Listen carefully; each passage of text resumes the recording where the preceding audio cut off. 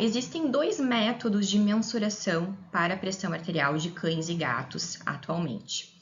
O método invasivo, ou também chamado de método direto, ele é realizado por meio da cateterização de uma artéria periférica. Então, para que a gente faça essa mensuração, é necessário que o paciente esteja anestesiado. Geralmente, esse método ele é utilizado por anestesistas durante um procedimento anestésico cirúrgico em que o paciente tenha que passar muito tempo anestesiado e é necessário fazer uma avaliação, uma monitorização mais fidedigna da pressão arterial desse paciente. É necessário um catéter conectado a uma torneira de 3 vias, então, junto a um esfigmomanômetro. Os valores que nós teremos aqui serão valores de pressão arterial média e não sistólica. Então, esse método ele não é utilizado na rotina médica, na rotina clínica, né? Ele é utilizado muito por anestesistas em procedimentos cirúrgicos. O método não invasivo ou indireto, então, é o método que nós utilizamos na rotina médica. Iremos precisar, então, de um Doppler de fluxo vascular ou de um aparelho oscilométrico. O Doppler, ele nos dá valores de pressão arterial sistólica. E o método oscilométrico, geralmente, ele nos dá valores de pressão sistólica, diastólica e média. Então, aqui alguns exemplos de Doppler vascular que nós temos no mercado. Esse modelo aqui ele é bastante utilizado na rotina médica. E também nós temos essa outra opção aqui da marca Delta Life, que também é bastante utilizada. Para ambos, então, nós teremos que ter o esfigmomanômetro, aqui e aqui. Teremos que ter também o kit de manguitos com diferentes numerações, dependendo aí do porte do animal. Essas opções são aparelhos oscilométricos. O PetMap ele é bem utilizado também na clínica médica. Ele é um aparelho bem caro, né? Tem um custo bem elevado. E existem esses outros aparelhos de custo mais acessível, no entanto, eles não são muito confiáveis. Então, eu não indico a utilização desse tipo de aparelho aqui. Em 2018, foi publicado este consenso aqui pelo ACVIM, um guideline para identificação, acompanhamento e tratamento da hipertensão sistêmica em cães e gatos. E através desse guideline, nós tivemos uma atualização sobre uma padronização para a realização da aferição de pressão arterial, justamente para que nós tenhamos valores confiáveis em relação à aferição da pressão em cães e gatos. O que esse consenso nos trouxe, então, em relação à padronização da aferição de pressão arterial? Primeira coisa, realizar a aferição da pressão arterial no início do exame físico, antes de qualquer coleta de exames, tanto o exame sanguíneo quanto realização de exames complementares de imagem. Então, se for, inclusive, fazer a aplicação de medicações, deixar tudo isso para depois da aferição da pressão arterial. Isso porque qualquer coisa que estresse o paciente, que deixe ele mais ansioso, com medo, vai fazer com que a pressão arterial se altere. Inclusive, a aferição da temperatura retal ela tem que ficar por último no exame físico. A pressão arterial sempre tem que vir antes. No entanto, é preciso que a gente faça primeiro uma ambientalização desse paciente. Não é o ideal que o paciente chegue no consultório e a gente já coloque ele na mesa para fazer a aferição de pressão. Ele precisa primeiro se ambientalizar, se acostumar com aquele ambiente. Então, em gatos, o ideal é que a gente abra a caixa de transporte, deixe o gato sair sozinho e explorando o ambiente, o cachorro a mesma situação. Enquanto a gente vai deixando o paciente se ambientalizar, nós podemos ir pegando dados do paciente e conversando com o tutor sobre a queixa clínica, coletando dados da anamnese. Enquanto isso, o paciente ele vai se acostumando com o cheiro daquele ambiente, com o local e vai percebendo que não é algo ameaçador para ele. Ambiente silencioso com o tutor presente é essencial, então priorizar sempre fazer a pressão arterial no consultório, o veterinário e o tutor próximo do paciente, fazendo um carinho para que o paciente sinta o cheiro do tutor, veja que ele está ali presente. Em alguns lugares que eu já trabalhei, eu já presenciei alguns veterinários levarem o paciente para o ambiente de internação para fazer a pressão arterial lá. e os demais dados de exame físico. Isso está completamente errado, né, sob o ponto de vista da aferição da pressão arterial.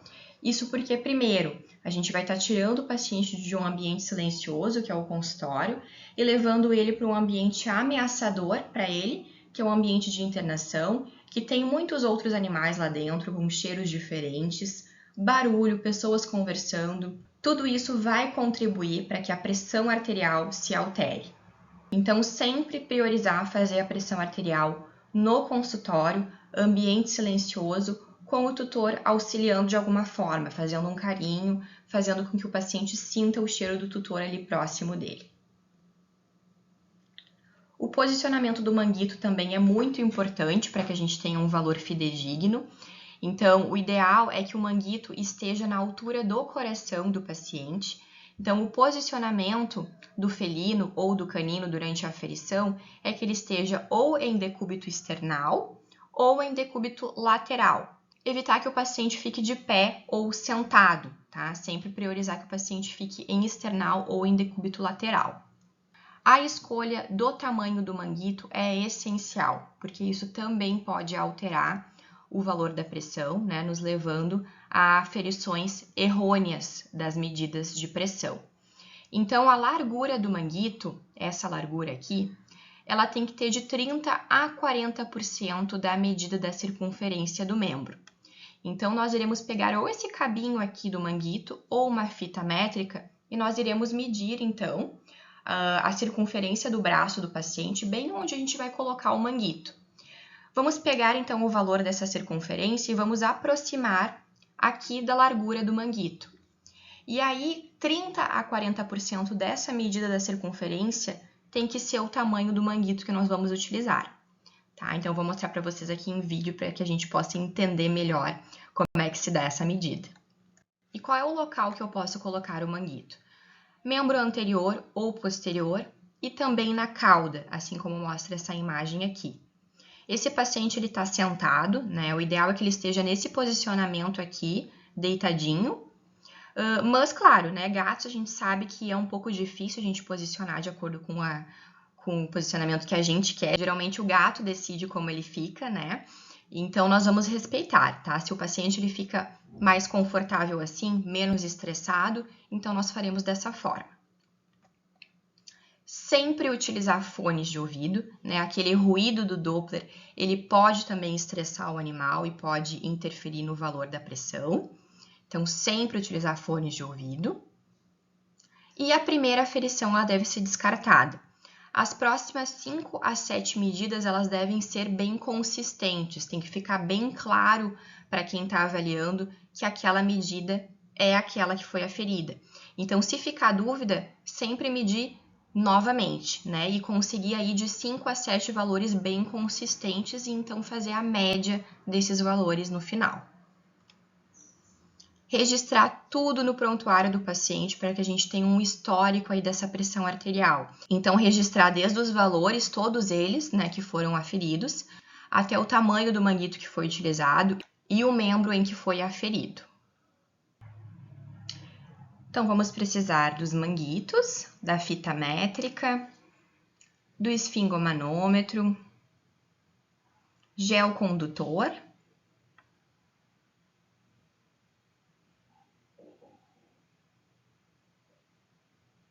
o aparelho Doppler vascular e fones de ouvido.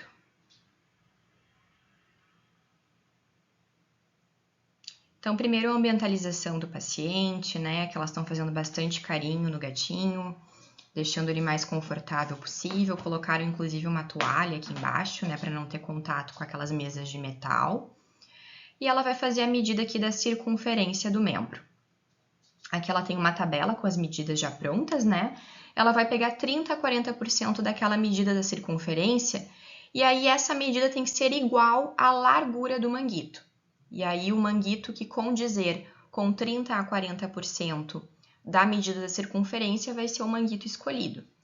Geralmente para gatos, como o gato tem sempre mais ou menos o mesmo porte, né, de tamanho, geralmente o manguito 2, tá? Gatos maiores o manguito 3, mas fica em torno disso. Então, ela está conectando ali o esfingomanômetro.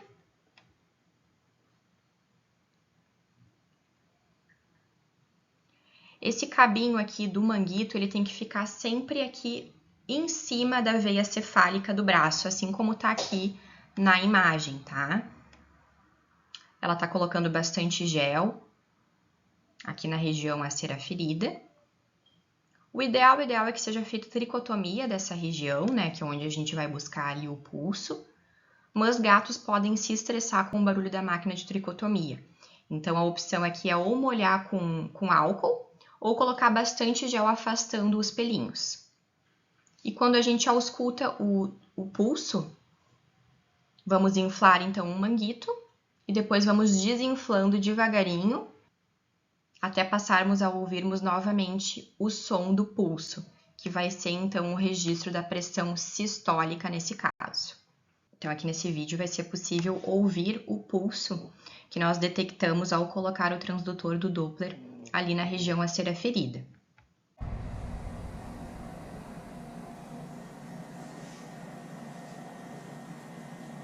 Então, bastante gel na pastilha do transdutor.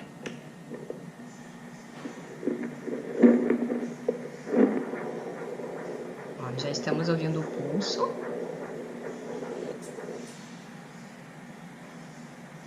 Ele inflou o manguito até o ponto em que não se escuta mais o pulso e agora começa a desinflar devagarinho. Quando a gente escuta de novo o pulso, é a pressão sistólica do paciente. Inflou de novo, desinflou. Escutamos de novo o pulso, então é a pressão sistólica do paciente. E aí vamos fazer 5 a 7 medidas consistentes para que posteriormente a gente faça então a média da pressão sistólica.